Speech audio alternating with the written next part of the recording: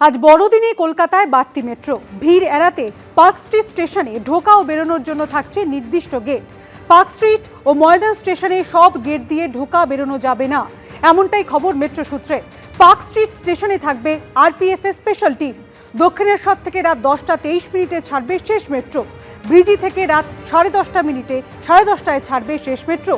Green লাইনে দুদিক থেকেই শেষ মেট্রো 9টা 55 মিনিটে। উন্নাও ধর্ষণকাণ্ডে দোষী সাব্যস্ত এবং বহিষ্কৃত বিজেপি বিধায়ক কুলদীপ সিং সেঙ্গারের জামিনের নির্দেশের পর চূড়ান্ত নিরাপত্তাহীনতায় ভুগছেন নির্যাতিতা। এই রায়কে চ্যালেঞ্জ জানিয়ে এবার সুপ্রিম কোর্টের দ্বারস্থ হচ্ছেন তিনি। দিল্লি হাইকোর্টের নির্দেশকে চ্যালেঞ্জ করে সুপ্রিম কোর্টে যাচ্ছে সিবিআই। ऐसे तो देश की सारी बेटियां टूट जाएंगी। मुझे लाइफ टाइम तक जान का खतरा बना हुआ है, सीआरपीएफ के रहते हुए भी खतरा बना हुआ है।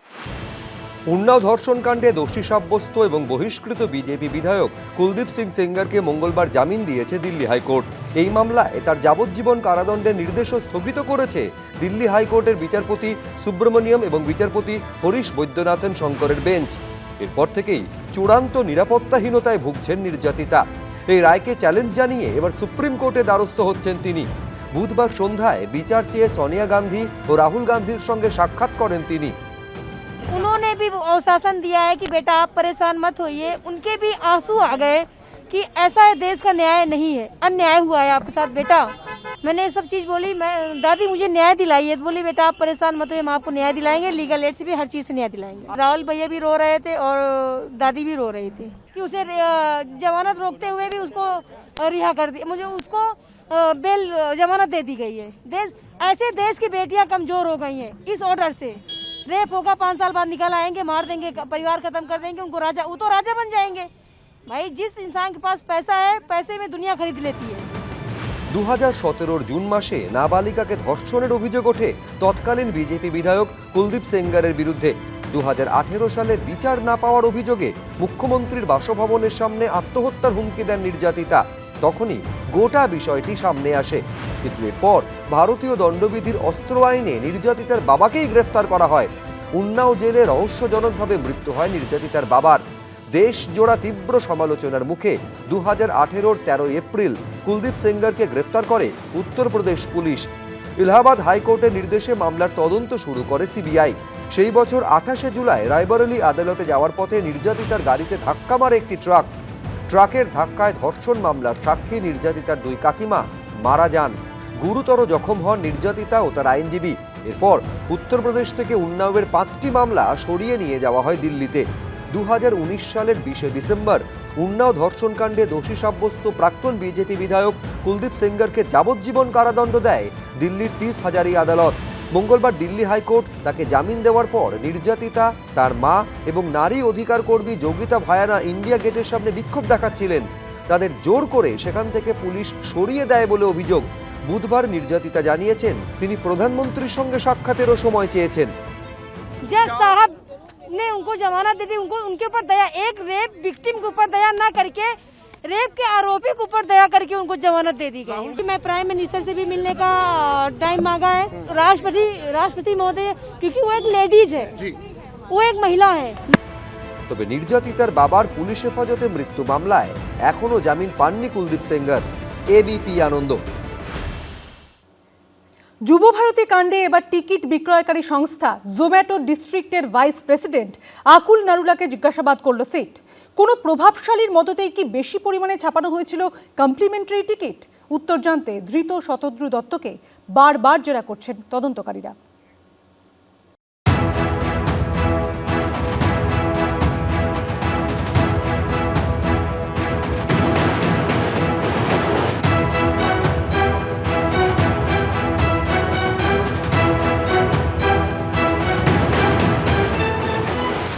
লিওনেল মেসির সফরের দিন যুবভারতী ক্রীড়াঙ্গনে বেনজির বিশৃঙ্খলার জন্য আসলে দায়ী কারা?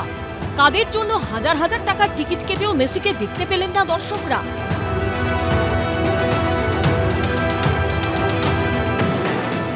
মেসি, সুয়ারেস, রড্রিগো ডি পলদের সঙ্গে কেন জোকের মতো সেটে রইল অগণিত লোকজন?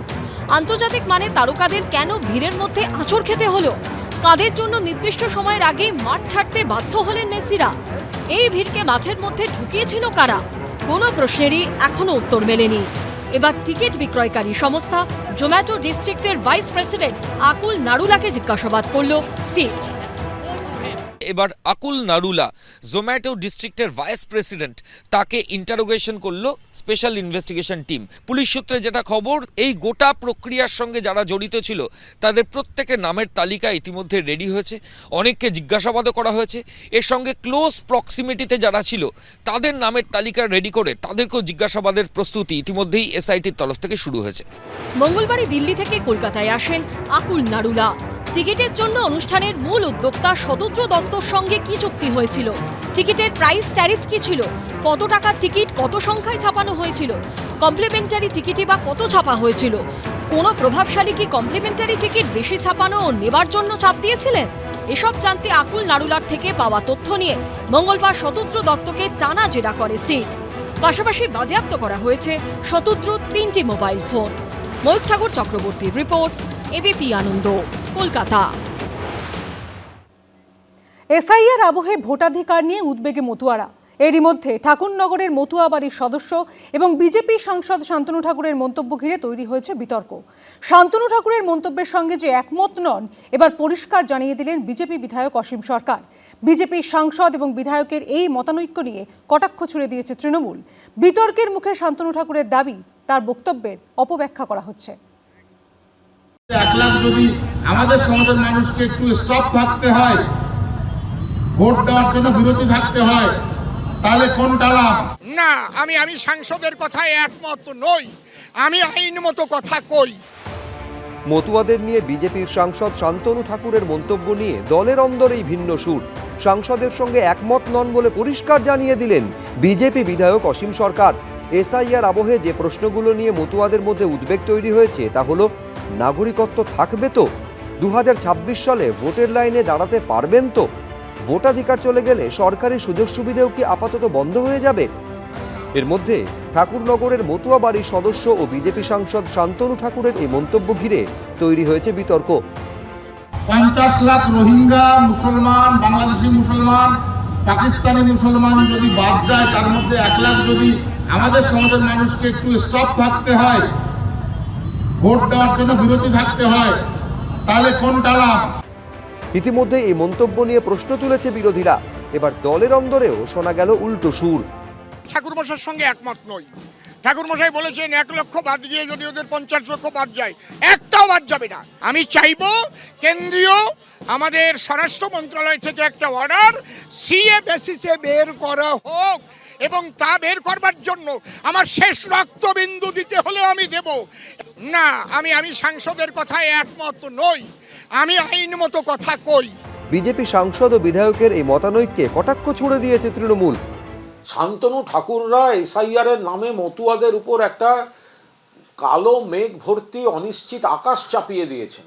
ওনারাই তো এই এসআইআর এর এই অপরিকল্পিত জিনিসটাকে ডেকে এনেছেন।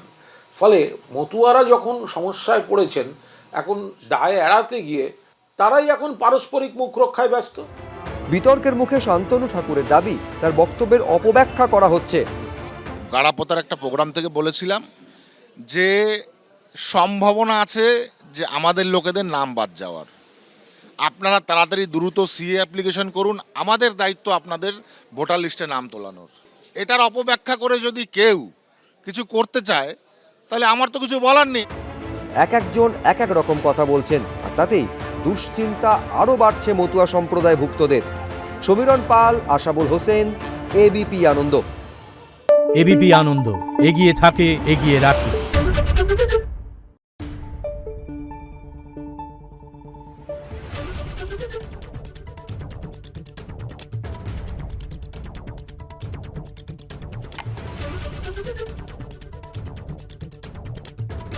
Thank you.